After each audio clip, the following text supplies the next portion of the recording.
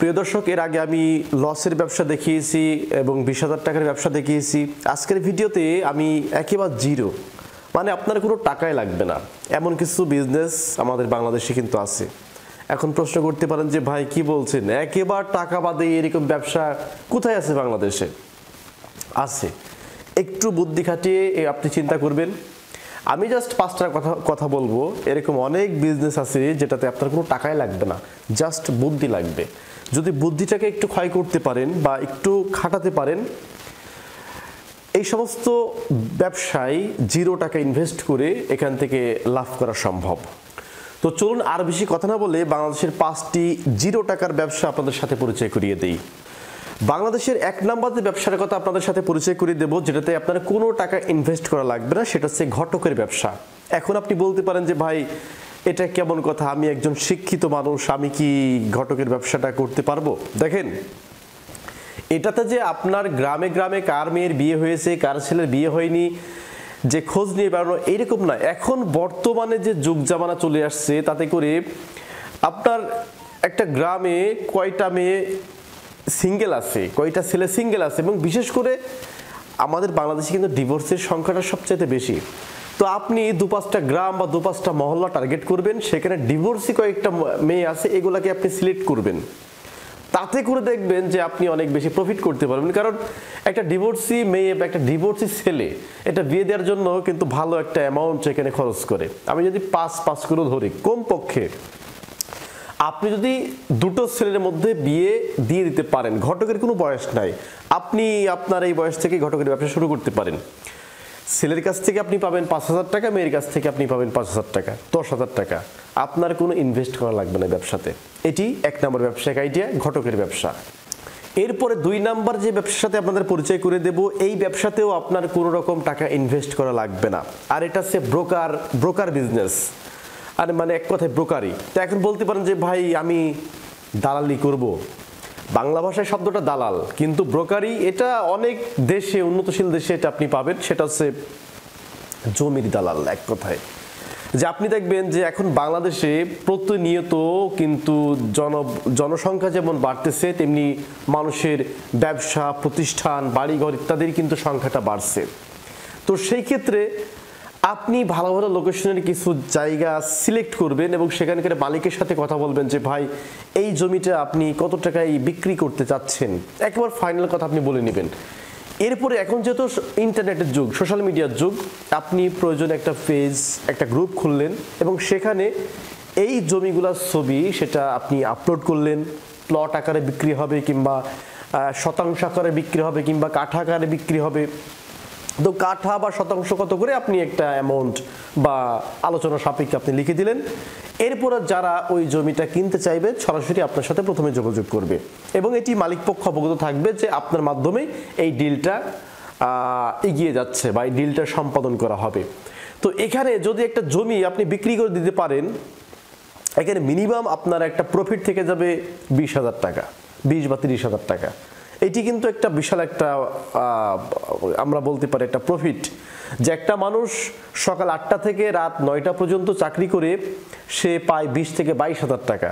আর আপনি একটু ছোটাছুটি করে একটু কিছু ছবি, একটু ফুটেজ কালেকশন করে সেটা ইন্টারনেটের মাধ্যমে থার্ড পার্টির মাধ্যমে আপনি হ্যান্ডেল করলেন এবং এটা বিক্রির মাধ্যমে আপনার 30,000 টাকা লাভ হয়ে গেল, যেখানে আপনাকে 1 টাকা ইনভেস্ট করা লাগবে না। তো এই ব্রোকারি সিস্টেমটা সারা পৃথিবীর অধিকাংশ দেশে আছে। তো সুতরাং আপনি যদি বেকার থাকেন তাহলে ব্রোকারি সিস্টেমের এই ব্যবসাটা আপনি শুরু করে দিতে পারেন।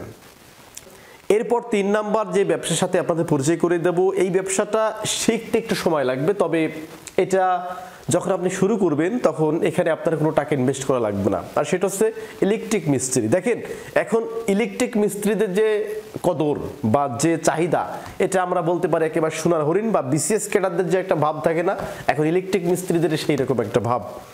আপনি কোন ইলেকট্রিক মিস্ত্রির সাথে আপনার এখন প্রয়োজন, সঙ্গে সঙ্গে আপনি কোনো ইলেকট্রিক মিস্ত্রি পাবেন না, খুব চাহিদা ইলেকট্রিক মিস্ত্রি। তো আপনি একটু কষ্ট করে ইলেকট্রিক মিস্ত্রি কাজটা যদি আপনি শিখে ফেলতে পারেন, আপনি যেই মহল্লায় বসবাস করেন সেই মহল্লার প্রত্যেকটা কাজ আপনাকে দিয়ে করাবে, প্রত্যেকটা। দেখেন যারা অফিস আদালত, এই অফিস বাসা বাড়িতে যারা এরকম ইলেকট্রিশিয়ানের কাজ যারা করায়, তারা সব সময় চায় একটা পরিচিত মিস্ত্রি দিয়ে করাতে। তো আপনার যদি এই কাজটা জানা থাকে, দেখেন কোনো কাজ ছোট না, ইলেকট্রিক এই কাজটা যদি আপনি একটু শিখে রাখতে পারেন, আপনাকে পিছনে ফিরে তাকানো লাগবে না, মানে আপনি কোনোদিন বেকার থাকবেন না। মানে বিশ্বাস করেন ভাই, আপনাকে কখনো বেকার থাকতে হবে না।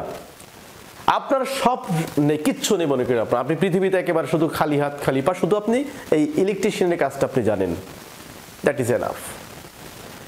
এই জন্য এটি খুবই গুরুত্বপূর্ণ একটি ব্যবসা, ইলেকট্রিশিয়ানের একটি ব্যবসা। চাইলে আপনারা এটা করতে পারেন যদি অবসর সময় আপনাদেরকে থাকে। এরপর 4 নাম্বার যে ব্যবসার আইডিয়াটা দেবো, এটি অবশ্যই নতুন ব্যবসা, এটা আমি জাস্ট আইডিয়া দেবো আপনাদেরকে। সেটা হচ্ছে অ্যাডভার্টাইজিংয়ের ব্যবসা। অ্যাডভার্টাইজিংয়ের ব্যবসাটা কেমন, যে ধরেন এখন তো মানুষ কিন্তু প্রতিনিয়ত চাকরিজীবী এক এলাকা থেকে আরেক এলাকায় কিন্তু চলে যাচ্ছে, তো সেই ক্ষেত্রে তাদের বাসা ভাড়াই দরকার হয়। এখন ওই টু লেট বাসা ভাড়া দেওয়া হয়।